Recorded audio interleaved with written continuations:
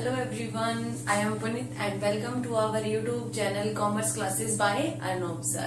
So previous lecture में हमने किया कि अकाउंटिंग प्रिंसिपल के कंसेप्ट की स्टडी हमने की. ओके, अगर आप हमारे चैनल पे नए हैं तो आप प्रीवियस लेक्चर देख सकते हैं. आपको प्रीवियस लेक्चर मिल जाएगा जिसके अंदर हमने कंसेप्ट के बारे में डिटेल से स्टडी की है. And today we will discuss about the accounting convention.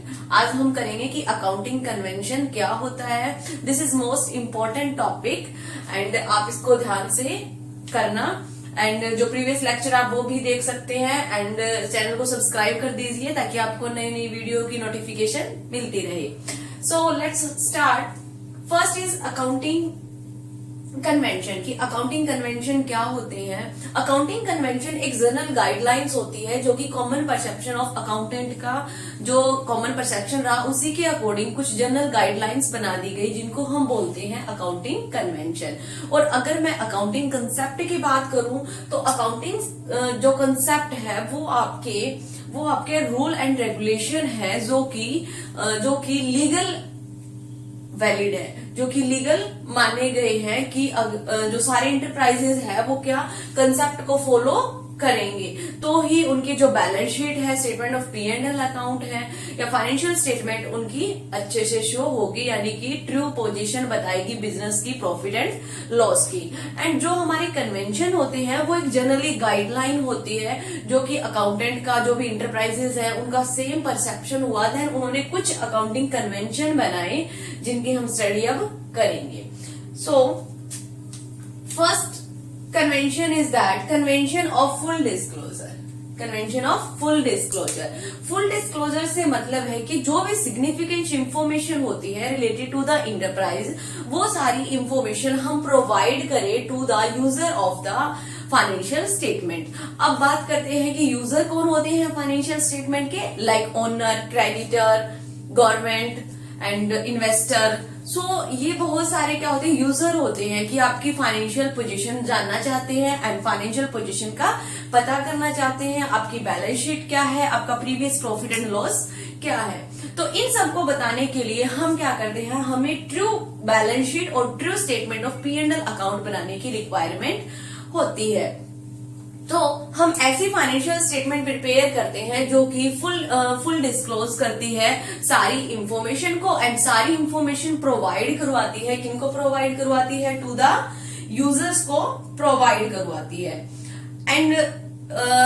And इसके अकॉर्डिंग हमें कन्वेंशन ऑफ फुल डिस्क्लोजर के अकॉर्डिंग हमें जो परफॉर्मा होता है बैलेंस शीट का and statement of P&L account का वो एज पर describe of the company act के अकॉर्डिंग बनाना होता है कि हम उसी के अकॉर्डिंग परफॉर्मे को बनाएं, प्रिपेयर करें ताकि हर एक पर्सन जो हमारे अकाउंट्स को स्टडी करना चाहता है, जो हमारी फाइनेंशियल पोजीशन को देखना चाहता है, पता करना चाहता है तो वो इजीली पता कर सके. And one important point is that कि जो भी आप कुछ भी अगर कंटीजेंट लाइबिलिटी होगी, ओके, एंड आपने डेप्रिसिएशन के अब 2 मेथड्स होते हैं, आपने कौन सा मेथड अडॉप्ट किया है वो आपको फुट नोट के अंदर शो कर देना चाहिए. क्योंकि उसके लिए हम सेपरेट से कोई अकाउंट्स या स्टेटमेंट कोई प्रिपेयर नहीं करते तो हमें फुट नोट के अंदर कि हमने कौन सा मेथड अडॉप्ट किया है, हमारी कंटीजेंट लाइबिलिटी क्या है, तो इस तरह की जो हमारी लाइबिलिटी होती है वो हम फुट नोट में शो करेंगे. सो ये था सारा का सारा कि कन्वेंशन ऑफ फुल डिस्क्लोजर का एक्सप्लेनेशन. नेक्स्ट हम बात करते हैं convention of materiality. Okay, convention of materiality के अकॉर्डिंग आता है कि हम जो स्टेटमेंट प्रिपेयर कर रहे हैं ओनली हम रिलेवेंट इंफॉर्मेशन को कंसीडर करें. ओनली कंसीडर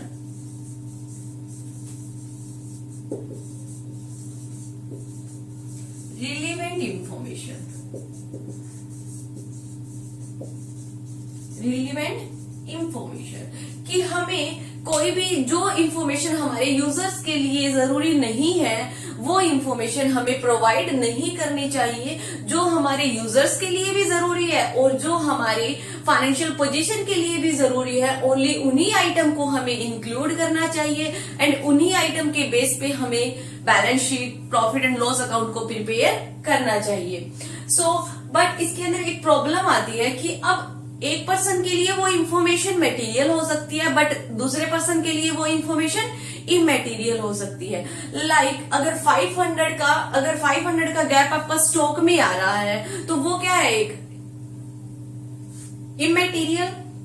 इमटेरियल हो जाएगी। बट अगर 500 का गैप आपका कैश में आ रहा है तो आपकी वो इंफॉर्मेशन मटेरियल इंफॉर्मेशन हो जाएगी।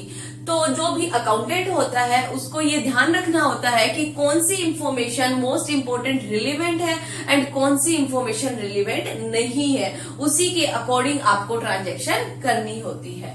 सो ये एक्सप्लेनेशन था कन्वेंशन ऑफ मटेरियलिटी का।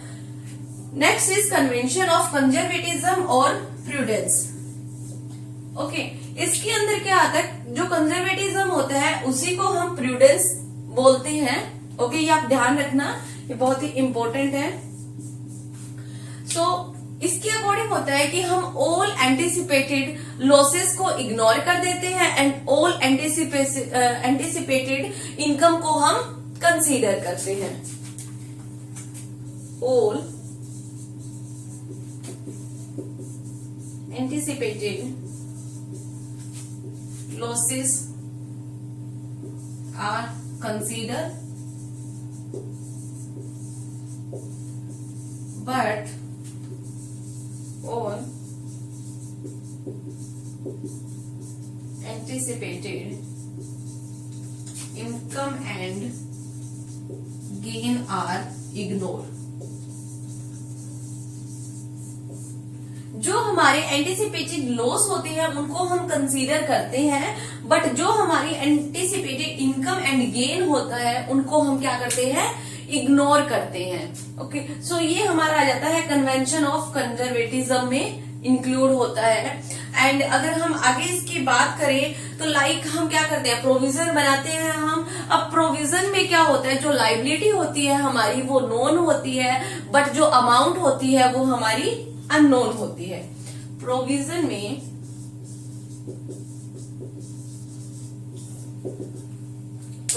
में क्या होता है, लाइबिलिटी जो होती है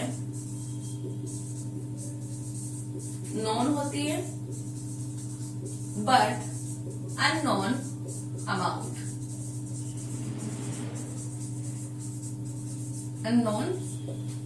होता है।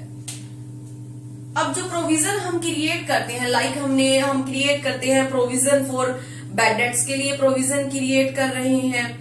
ओके, सो अगर हम इसका नेक्स्ट एग्जांपल की बात करें तो हम करते हैं क्लोजिंग स्टॉक को हम कंसीडर करते हैं एट कॉस्ट प्राइस और realisable price whichever is less. Okay, so वो इसी कंजर्वेटिव जो हमारा ये कंसेप्ट है, कन्वेंशन है,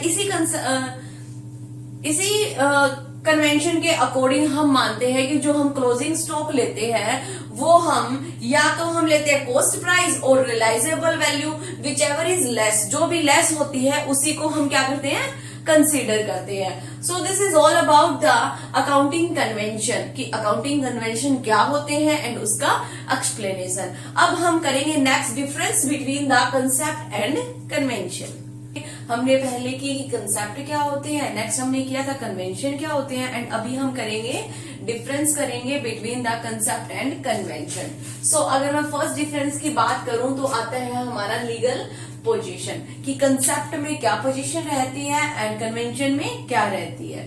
फर्स्टली लीगल पोजीशन, जो अकाउंटिंग जो कंसेप्ट होते हैं वो क्या है, लीगल कंसेप्ट होते हैं जो कि कानून के द्वारा मान्यता प्राप्त है या कानून के द्वारा वैलिड माने गए हैं। अब अगर हम कन्वेंशन की बात करें तो जो कन्वेंशन होता है वो मैंने आपको बताया कि जनरल गाइडलाइंस होती है, जो कि बहुत सारे अकाउंटेंट्स ने मिलके कुछ गाइडलाइंस बना रखी है। अगर उन गाइडलाइंस को फॉलो करते हो तो आपकी फाइनेंशियल पोजीशन भी, फाइनेंशियल स्टेटमेंट वो अच्छे से प्रिपेयर होती है। अब डिफरेंस की बात करें, गाइडलाइन बेस्ड अपॉन कस्टम और यूजेस के बेस पे, कि जो भी हम मेथड को यूज कर रहे हैं, जो भी हम फाइनेंशियल स्टेटमेंट का यूज कर रहे हैं, कंपैरिजन कर रहे हैं, ओके, जो भी हम कर रहे हैं उनके अंदर जो गाइडलाइंस का यूज होता है वो किसके अंदर इंक्लूड आता है, वो होता है हमारा कन्वेंशन के अंदर इंक्लूड होता है। ओके, सो नेक्स्ट डिफरेंस की हम बात करते हैं recording versus accounting statement. Accounting concept में क्या है, on the basis on which of which transaction are recorded and accounts are maintained. Concept के अकॉर्डिंग क्या हुआ कि जैसे कि हमने कंसेप्ट पढ़े, ओके, तो कौन कौन से कंसेप्ट होते हैं? Going concern concept, cost concept, money measurement concept. वहां से हमें पता चलता है कि जो हम ट्रांजेक्शन कर रहे हैं वो हम कौन सी ट्रांजेक्शन को रिकॉर्ड करें एंड किस अकाउंट में हम रिकॉर्ड करें। ओके, अगर हम नेक्स्ट कन्वेंशन पे आते हैं तो कन्वेंशन में क्या इंक्लूड होता है? Preparation of statement of profit and loss account and balance sheet. Convention में हमें जनरल गाइडलाइंस प्रोवाइड की जाती है कि हम कैसे P&L अकाउंट प्रिपेयर करें एंड बैलेंस शीट प्रिपेयर करें एंड कैसे हम हमारा जो फाइनेंशियल पोजीशन है वो ट्रू फाइनेंशियल पोजीशन हमारे एक्यूरेटली हमारे सामने आ सके। Okay, next is significance. Significance में अब हम कैसे डिफरेंस करेंगे अकाउंटिंग कंसेप्ट एंड कन्वेंशन में? अकाउंटिंग कंसेप्ट में यूनिफॉर्म सेट ऑफ रूल।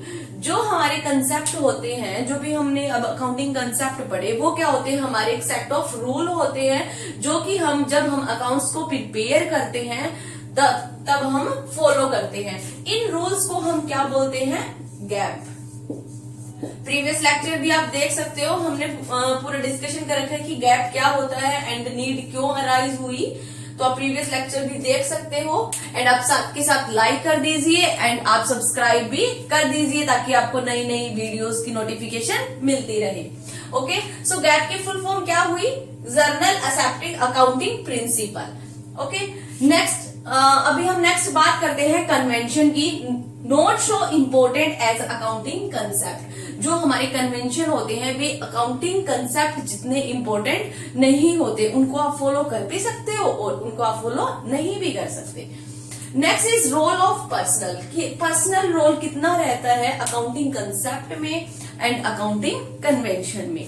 तो अगर हम अकाउंटिंग कंसेप्ट की बात करते हैं तो no role of personal judgement, क्योंकि जो कंसेप्ट जो बनाए गए हैं, वो जो रूल बनाए गए हैं वो क्या है? हमारे वैलिड रूल है एंड वो उनको लीगल अप्रूव्ड रूल होते हैं। वो हमारे सारे इंटरप्राइजेस जो भी इंटरप्राइजेस होता है वो सभी उन कंसेप्ट को फॉलो करते हैं। सो उनके अंदर कोई भी पर्सनल बायसनेस नहीं होती एंड ना ही हम उनके अंदर कोई पर्सनल बायसनेस कर सकते हैं। एंड नेक्स्ट अगर कन्वेंशन की बात करें तो यहाँ पे role of personal biasness. Convention में पर्सनल बायसनेस का रोल रहता है। Okay, next is uniform adoption. Uniform adoption से हम कैसे डिफरेंस करेंगे प्रिंसिपल कंसेप्ट्स में एंड प्रिंसिपल कन्वेंशन में? Uniform adoption of accounting concept in different enterprise.